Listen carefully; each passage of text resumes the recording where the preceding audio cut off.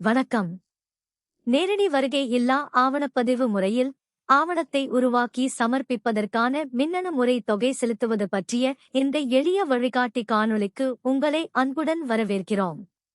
புகைப்படம் மற்றும் கைரேகை பதிவு விவரங்கள் பதிவு செய்யப்பட்டு ஆவணம் அச்சிடப்பட்ட பிறகு அடுத்ததாக மின்னணு கட்டணம் செலுத்த வேண்டும். முத்திரை தீர்வை மற்றும் பொருந்தக்கூடிய அனைத்து கட்டணங்களையும் முழுமையாக செலுத்த வேண்டும். நேரடி வருகை இல்லா ஆவணப்பதிவு முறையில் பகுதி கட்டணம் செலுத்தும் வசதி இல்லை என்பதை நினைவில் கொள்ளவும். மின்னணு கட்டணத்தை தொடங்குவதற்கு முதலில் பதிவு என்ற பட்டியலை தேர்ந்தெடுக்கவும். அடுத்து ஆவணப்பதிவு என்பதை தேர்ந்தெடுக்கவும். பின்னர் எனது ஆவணங்கள் என்பதை அழுத்தவும். இப்போது உங்கள் ஆவணங்களின் பட்டியல் திரையில் காண்பிக்கப்படும். அந்த பட்டியலில் இருந்து கட்டணம் செலுத்த வேண்டிய ஆவணத்தை தேர்ந்தெடுக்கவும். ஆவணத்தை தேர்ந்தெடுத்த பிறகு கட்டணம் செலுத்துக என்ற பொத்தானை திரையில் காண்பிக்கப்படும். அந்த கட்டணம் செலுத்துக என்ற பொத்தானை அழுத்தவும். இதன் மூலம் நீங்கள் மின்னணு கட்டணம் செலுத்தும் திரைக்கு அழைத்துச் செல்லப்படுவீர்கள். மின்னணு கட்டணம் செலுத்தும் திரையில் முதலில் விண்ணப்பதாரர் வகையை தேர்ந்தெடுக்க வேண்டும். விண்ணப்பதாரர் வகையில் ஆவணத்தை எழுதிக் கொடுப்பவர் அல்லது உரிமை கோருபவர் ஆகியவற்றில் பொருத்தமான வகையை தேர்ந்தெடுக்கவும். அடுத்து விண்ணப்பதாரரின் பெயரை தேர்ந்தெடுக்க வேண்டும். விண்ணப்பதாரரின் பெயர் ஏற்கனவே பதிவு செய்யப்பட்ட தரப்பினரின் விவரங்களிலிருந்து பட்டியலாக காண்பிக்கப்படும். அந்த பட்டியலில் இருந்து தொடர்புடைய விண்ணப்பதாரரின் பெயரை தேர்ந்தெடுக்கவும். அடுத்து அலுவலகத்தின் பெயர் தானாகவே நிரப்பப்படும்.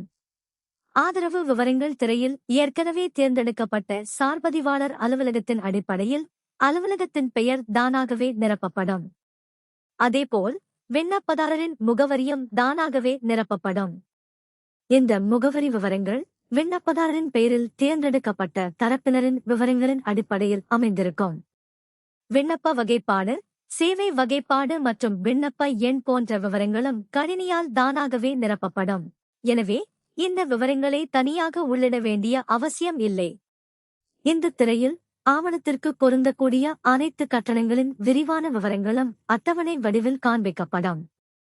முத்திரை தீர்வை மற்றும் பொருந்தக்கூடிய பிற கட்டணங்கள் உள்ளிட்ட அனைத்து கட்டண விவரங்களும் இந்த அட்டவணையில் இடம்பெறும்.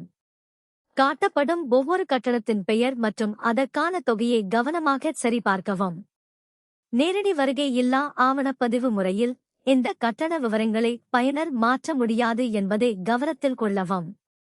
எனவே கட்டண விவரங்களை மாற்ற முயற்சி செய்யாமல் திரையில் காண்பிக்கப்படும் தொகைகளை மட்டும் சரிபார்க்கவும். அனைத்து கட்டண விவரங்களும் சரியாக உள்ளன என்பதை உறுதி செய்த பிறகு சமர்ப்பிக்க என்ற பொத்தானை அழுத்தவும். சமர்ப்பிக்க என்பதை தேர்ந்தெடுத்தவுடன் கணினி உங்கள் விண்ணப்பத்திற்கான ஒரு விண்ணப்ப எண்ணை உருவாக்கும். அந்த விண்ணப்ப எண் திரையில் காண்பிக்கப்படும். விண்ணப்ப எண்ணை கவனமாக பார்த்து தேவையானால் அதை பதிவு செய்து வைத்துக் கொள்ளவும். அடுத்ததாக கட்டணத்தை தொடர தற்போது செலுத்துக என்ற விருப்பம் காண்பிக்கப்படும். மின்னணு கட்டண செயல்முறையை தொடர இப்போது பணம் செலுத்துக என்பதை தேர்ந்தெடுக்கவும். இதன் மூலம் நீங்கள் அடுத்த கட்டண திரைக்கு அழைத்துச் செல்லப்படுவீர்கள். இந்த திரையில் நீங்கள் செலுத்த வேண்டிய கட்டண விவரங்கள் மீண்டும் ஒருமுறை காண்பிக்கப்படும். கட்டணம் செலுத்துவதற்கு முன் இந்த விவரங்களை மீண்டும் சரிபார்ப்பது மிகவும் முக்கியம். கட்டணத் தொகை மற்றும் பிற விவரங்கள் சரியாக உள்ளன என்பதை உறுதி செய்த பிறகு கட்டண முறையை தேர்ந்தெடுக்க வேண்டும்.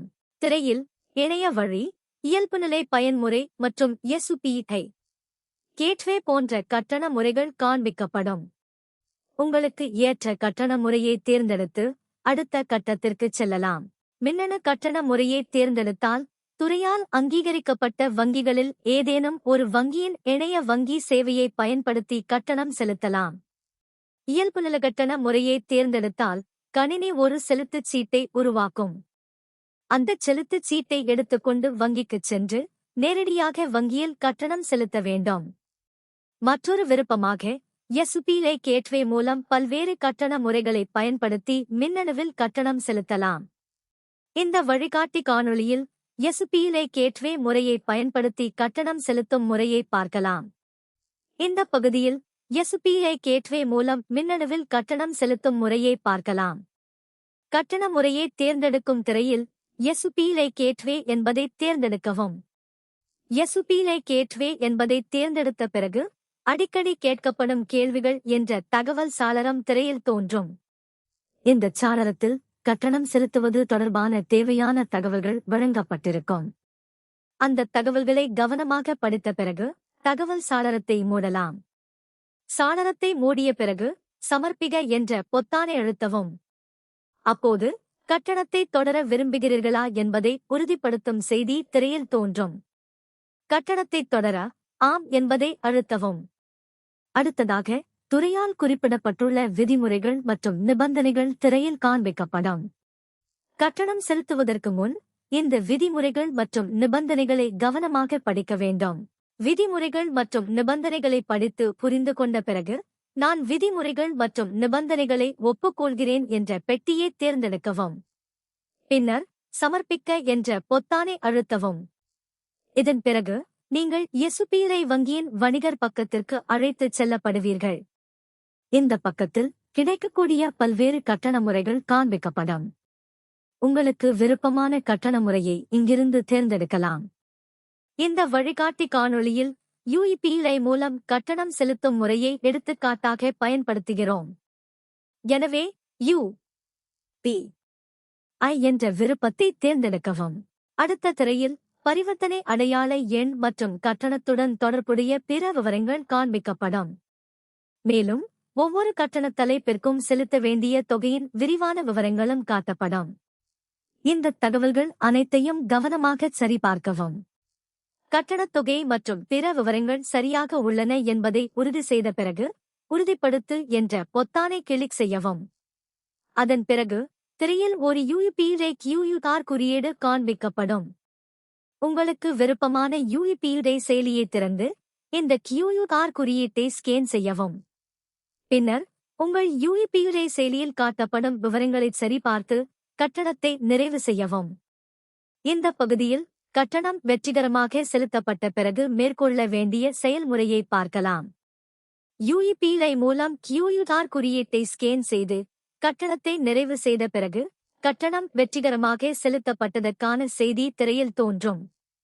கட்டணம் வெற்றிகரமாக நிறைவடைந்ததும் நீங்கள் தானாகவே டியூடிஎன் ரிஜினட் இணையதளத்திற்கு திருப்பி அனுப்பப்படுவீர்கள். இந்த செயல்முறை முடிவடைய சுமார் 20 வினாடிகள் ஆகலாம்.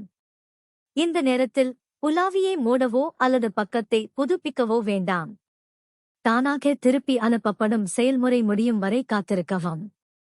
டியூடிஎன் ரிஜினட் இணையதளத்திற்கு திருப்பி அனுப்பப்பட்ட பிறகு கட்டணம் வெற்றிகரமாக செலுத்தப்பட்டதற்கான செய்தி திரையில் காண்பிக்கப்படும். மேலும் வங்கி குறிப்பு எண், CIN எண் மற்றும் பரிவர்த்தனை அடையாள எண் போன்ற முக்கியமான விவரங்களும் திரையில் காண்பிக்கப்படும். இங்கு CIN என்பது செலுத்துச் சீட்டு அடையாள எண்ணை குறிக்கும். இந்த விவரங்களை கவனமாகச் சரிபார்த்து தேவையானால் பதிவு செய்து வைத்துக் கொள்ளவும். கட்டணத்திற்கான ஒப்புகைச் சீட்டை பதிவிறக்கம் செய்ய ஒப்புகைச் சீட்டை உருவாக்கு என்ற விருப்பத்தை என்பதை அழுத்தவும். அடுத்து இங்கே அழுத்தவும் என்ற இணைப்பு திரையில் காண்பிக்கப்படும். அந்த இங்கே அழுத்தவும் என்ற இணைப்பை தேர்ந்தெடுக்கவும். இதன் மூலம் கட்டண ஒப்புகைச் சீட்டு உங்கள் சாதனத்தில் பதிவிறக்கம் செய்யப்படும்.